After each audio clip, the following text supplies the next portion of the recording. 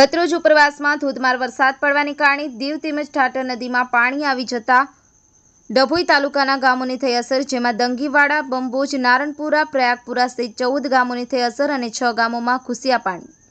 નારણપુરા ગામ બેટમાં ફેરવાયું. ડભોઈથી વાઘોડિયાનો રોડ બંધ કરવામાં આવ્યો. રોડ બંધ થતાં વાહન ચાલકો અટવાયા. કરાલીપુરાથી વાઘોડિયા જવાનો રસ્તો પણ બંધ કરાયો અને નદી કાંઠે કિનારાના ગામોને એલર્ટ કરવામાં આવ્યા છે. ગતરોજ સમગ્ર ગુજરાત સહિત ઉપરવાસમાં ધમાકેદાર પડેલા વરસાદને કારણે દેવ અને ઠાઠર નદીમાં પાણી આવી જતા ડભોઈ તાલુકાના 14 જેટલા ગામોને અસર પડી હતી, જેમાં દંગીવાડા, લંબોજ, પ્રયાગપુરા, કરાલીપુરા ગામમાં પાણી ભરાયા તેમજ નારણપુરા ગામ બેટમાં ફેરવાઈ ગયું હતું, જ્યારે કે ડભોઈથી વાઘોડિયા રોડ વાહન વ્યવહાર માટે બંધ કરવામાં આવ્યો હોવાનું જાણવા મળે છે. તેમજ કરાલીપુરાથી પણ વાઘોડિયા જવાનો રસ્તો પણ બંધ કરવામાં આવ્યો છે. નદી કાંઠાના ગામોને એલર્ટ કરવામાં આવ્યા હોવાનું સૂત્રો દ્વારા જાણવા મળે છે. ફઝલ રઝાક ખત્રી, કરજણ સંદેશ ન્યૂઝ, ડભોઈ.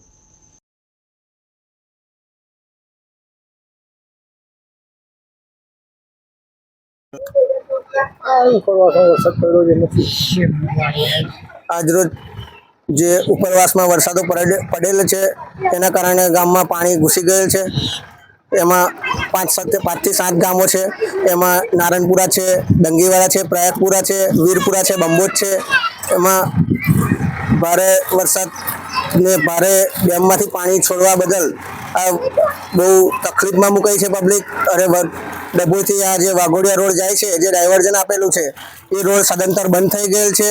એટલે વધારે ખેતીમાં પણ નુકસાન છે અને જે ડાંગર હમણાં હાલ રોપાયેલી છે એ પણ તણાઈ ગઈ છે અને ખેડૂતોને ભારે લાખો રૂપિયાનું નુકસાન છે.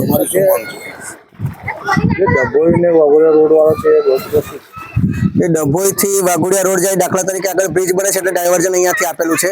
એટલે આ રોડ સદંતર આ પાણીના કમર સુધી પાણી છે એટલે રોડ બંધ કરી દેવામાં આવ્યો છે. કોઈ વાહન કે કોઈ જઈ શકતું નથી.